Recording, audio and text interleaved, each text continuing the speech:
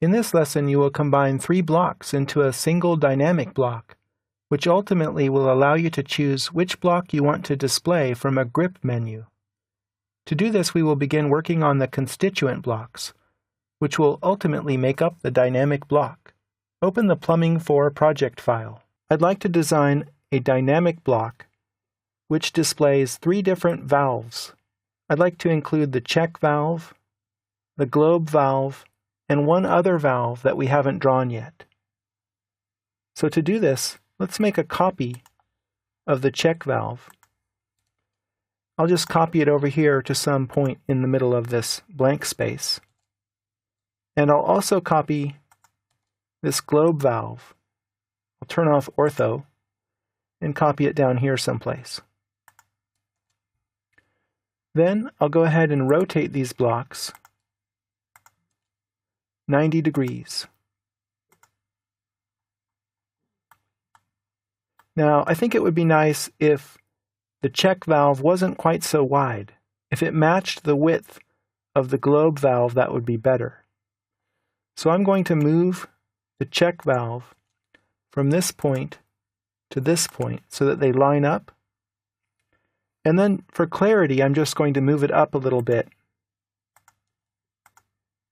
And I need to use ortho for that so that it's directly up.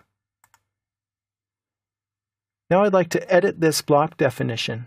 I'll stretch it over, and I think I'll also change this circle so that it matches this donut on the globe valve. To do that, I can edit this block in place.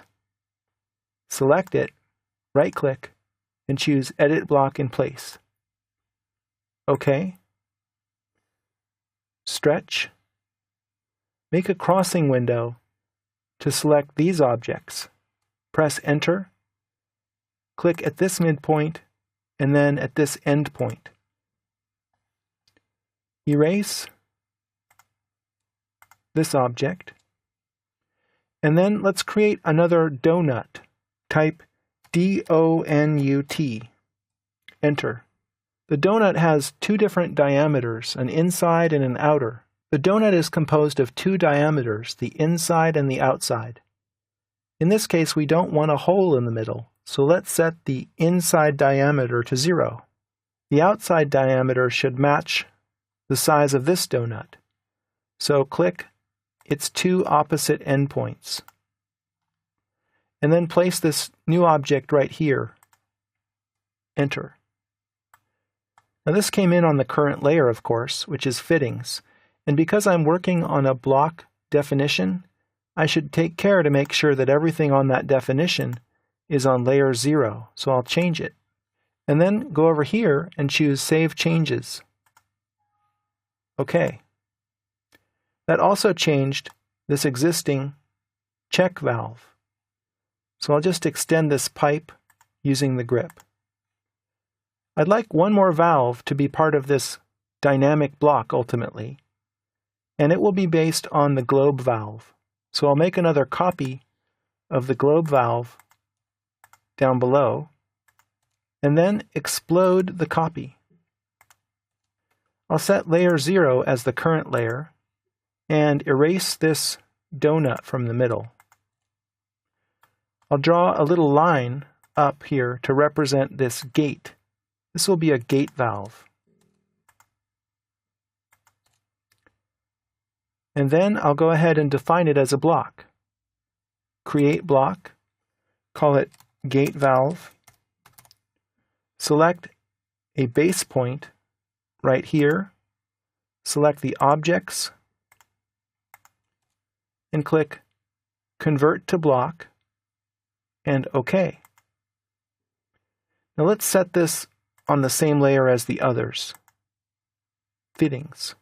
Now it's time to define an overarching block that contains all 3 of these. To do that, I will use the same command, Create Block. And I'll call this multi-valve. I'll pick a point right here. Select the objects, 1, 2, 3, and press Enter. Now, I'm going to open this in the block editor by checking this box. And I want the result to convert to a block. OK. Now we're in the dynamic block editor here. We have palettes, which allow us to add functionality to the dynamic block, and we have the ability to add geometric and/or dimensional constraints. For this block, I have visibility states in mind, so we'll be using this palette ultimately. Now let's go ahead and select these objects, and because they're part of a new block, they should also be on layer 0. So let's go to the Home tab and open the Layer drop-down, select 0, and then go back to the Block Editor tab. Click Close Block Editor and save the changes to the multi-valve. Save your work as Plumbing 5. In this lesson, you learned how to use the block editor to work inside a block definition. You combined 3 blocks into one in preparation for adding dynamic block functionality.